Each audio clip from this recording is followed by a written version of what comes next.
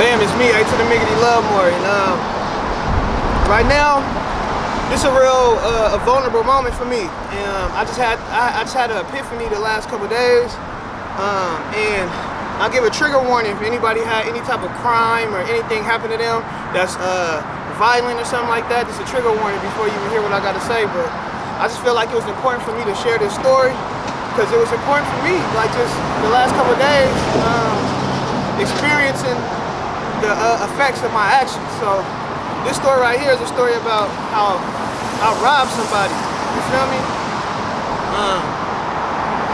And how it kind of came about. I was damn near just using the bathroom the other day, and I just started crying. I was just crying about.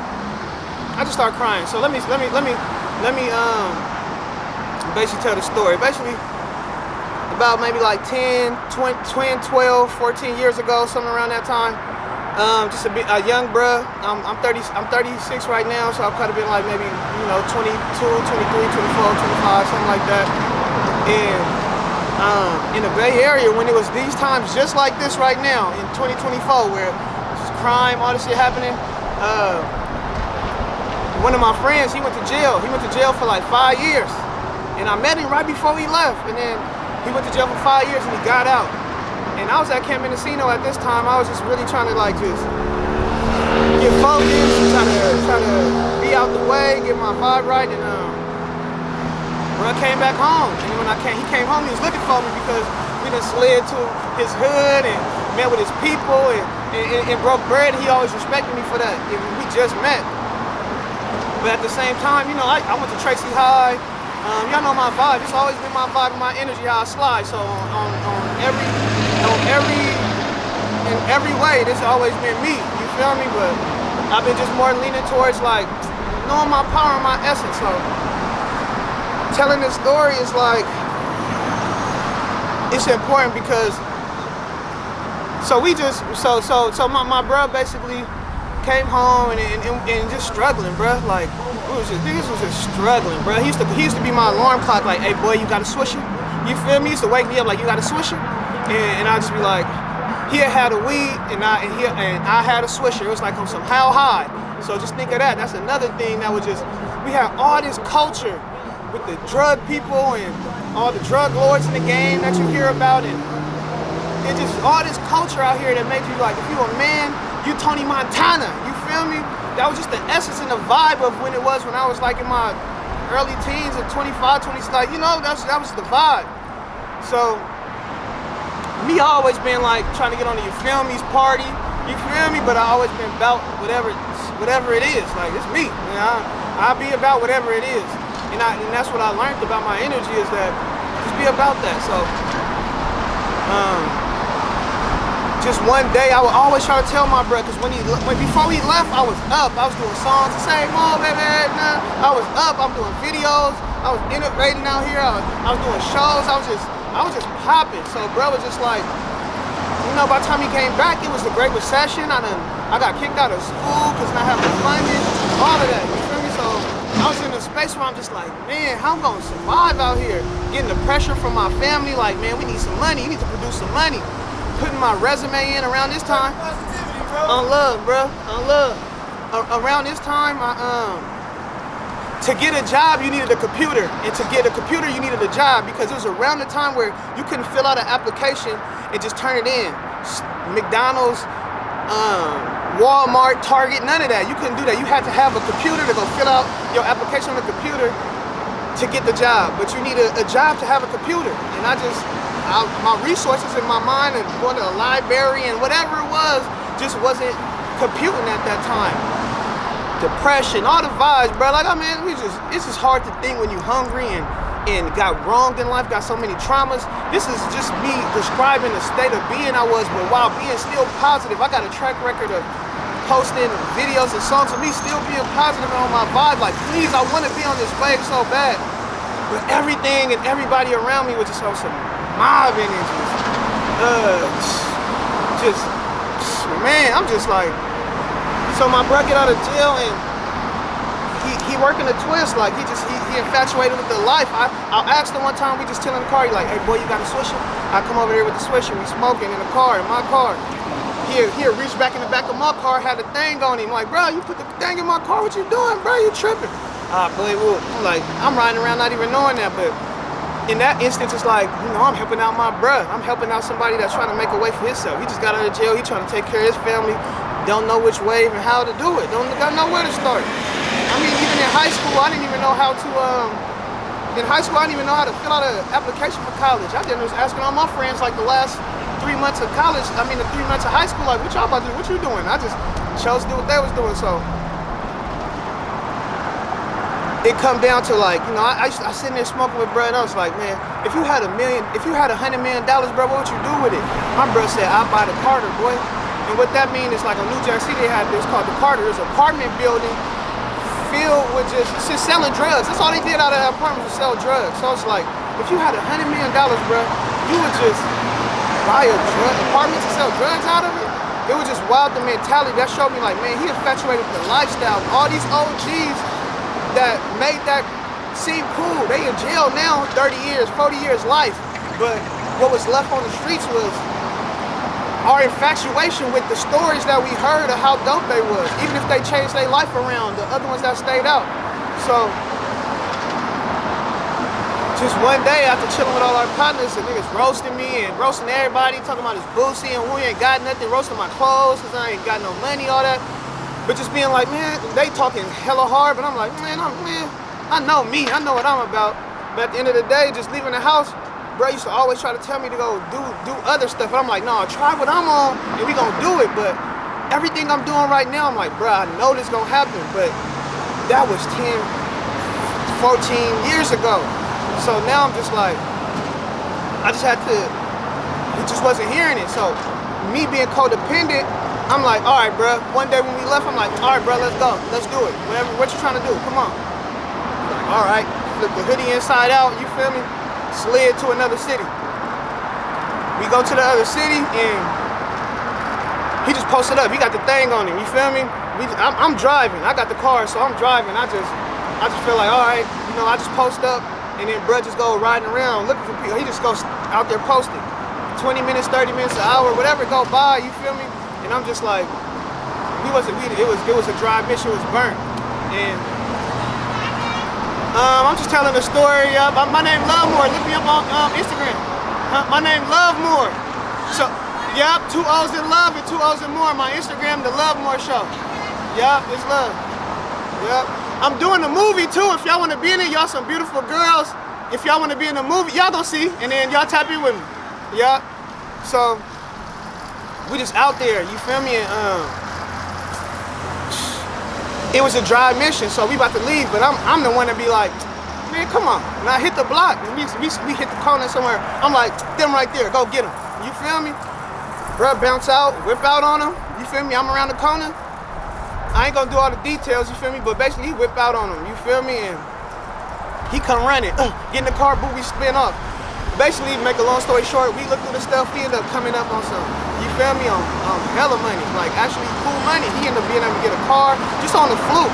And in that moment, what's so boosty to me is that we feeling like we just got blessed. Oh, we got blessed, man. But that was really the curse. That was the curse, bro. That was the curse that made my bro really feel in his mind like this is the lifestyle to live. And I use all of my essence. I use everything that I am to make that bro feel like it was cool. My bro felt like that shit was cool after that, bro.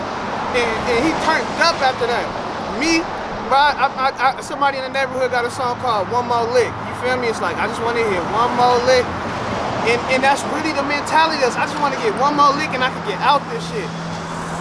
Everybody can't do that. It's just like drugs, alcohol, you feel me, smoking. Some people can smoke and go about their day, but with our influence, some people can't get out of it. And my bro was one of the bros that wasn't able to get out of it. So when I'm sitting there using the bathroom and I'm thinking about this and how somebody is traumatized based on my actions, when I'm sitting there thinking about it for real, like, I gotta talk kind of loud because the camera kind of far, so it's kind of giving me a different essence, energy right now. I'm trying to think about that, but just thinking of how somebody out there traumatized off of my actions, and I used to just feel like, man, I was just driving. But knowing I would be the bro with the gun in my hand, put it into somebody's face, like, I need that, because to make you feel like, y'all not giving me no opportunities. You have all the opportunities that I would just wish I could have. I got to taste it by going to Tracy and being so close to being like, man, I got the opportunity. I literally got kind of close to the opportunity, but I used to go to school with celebrity kids, the senator kids, stuff like that. But me, we just lived in, I wasn't in the streets, but we was in the alley. You feel me? So what I mean by that is like, a lot of people say don't go to the streets, but you can still be in the alleyway. It's just as bad as the streets. And really just being so close to tasting it, but then be like, damn, I don't got the opportunities as y'all. And then really thinking like, man, well, y'all got opportunities, you ain't gonna miss this. So when I see people out there bipping cars, it's like, I'm not even robbing a person. I'm not even trying to traumatize you. I'm trying to just go in your car and take something because my car got stolen in the Oakland. I mean, my car got broke into in the Oakland Hills twice in 2 weeks. And just to think of all the beautiful stuff I'm doing now and how I'm moving and what I endured to be here. I was always on this path no matter what. But I always was every path. We are children of the light and the shadow. You feel me? In the dark. And I just had to really commit to say like, I know I got the essence. I know I got the power to change it, to change the trajectory of all of us. I know it. I know for a fact. And when I was teetering on the side, thinking that I thought I could do God's work, but using the devil tricks. And that's why you can't serve two masters. You gotta pick and choose what side you want, what you with, bruh. Not saying that you ain't gonna go through shadow times, but you gotta be that light. That's why I started talking to myself and building myself up to, especially when my brother got killed. My brother got killed by that lifestyle. And I feel a deep sense of participation in his lust to be in that lifestyle. And that's something I gotta live with. I gotta live with that till 12 years later, I'm taking a shit and I'm crying on the toilet. I'm bawling. Like, so, to me, my personal thing is I'm not trying to be nothing that I'm not. I was not doing that. You feel me? I'm really whatever it is. But the main thing is, I got so much power and beauty. That's what it was that I'm sitting there crying about. I'm like, man, I didn't know how beautiful and how much essence and power that I had to really change the trajectory of even my lifestyle and other people's lifestyle. And God spared me in that person. And everybody's, the wrong thing could have happened in that situation where all of us gone. But God had some type of special plan for me to be on, to just, man, if I'm really that hard, I could protect everybody. I ain't trying to rob nobody. I ain't trying to make nobody feel bad. I didn't even want to do it then. It was just so frivolous to me. In my mind at the time, it was like, bro, just do that little shit and come on. Now let's do this positive shit I'm talking about. We tried that shit. Now let's try this. And that slight thing within itself, you feel me, was enough to have me live with shame and guilt and feel stupid. I'm hitting myself in the head like this. Stupid. You feel me? Feeling this pain. So even doing wrong to other people, it ain't really even doing wrong to them. You're really doing wrong to yourself because you don't even really see how beautiful you is and how much influence and power you got. Because if you got power to take something from somebody, you got power to give to somebody. And I want to just tell that story. I felt the need to tell the story. I didn't want to incriminate myself and nothing like that, but at the same time, it's just like, it is what it is, you feel me? Some people may rock with me for that, some people might disown me for that, you feel me? But y'all see how I move. I'm gonna be me no matter what. As long as God approves of me and give me another shot, I'm gonna take my shot and make sure that it's closer and closer what God got for me. And that's how challenging it is sometimes, and it's not even just being under, not even just not having money and finances, but the pressure your family putting shit on you, the pressure of women and the other sex saying you need to get it. What you doing? You ain't nothing. You sitting on the couch. The pressure of capitalism put on a young black man, which I am, to feel like I gotta provide in any means necessary when nobody is really pouring into me, telling me that I could get a haircut, and they be like, you think you cute or something? Look at ugly, you ain't nothing. This is the like negative self-talk that the negative talk that I be growing up in, and all it really took was really that faith of a mustard, a little bit of light, a little bit of essence to build on, and it was able to get to this space. And now I feel ashamed. I do feel ashamed. I feel ashamed about certain actions I did, and that really showed remorse. That shows that my growth, and I'm not gonna shame myself.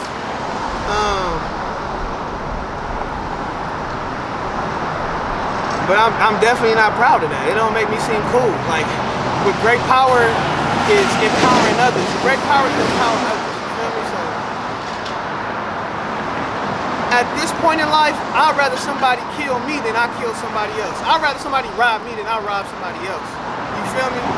Because I know that that's between them and God. And just my actions are between me and God, and they actions between them and God. And I'm not attached to no materialistic things. I just gotta make sure that I just put love, man. That's just what I'm on. Cause I feel like if we all giving, we all receiving. Versus that old capitalistic mentality that I get pumped through the media and in my environments. Everywhere. I'm talking about everywhere. Jobs, they pimping you. You do the most work at the job, but you get paid the least. In white neighborhoods in Tracy and all that, still prejudice and you gotta, everybody gets more privileges more than yourself, and every environment was kind of pushing that vibe, and that's why I'm like, man, I got power to change this, and that's what I'm about to do. So, hey, if you want to judge me, man, that's between you and God. That ain't my business, and it is what it is. But that's why I always say, hey, always remember, they may do it to you, but don't do it to yourself. I ain't about to do it to myself on anything. I gotta really just, yeah. So, I love, nigga.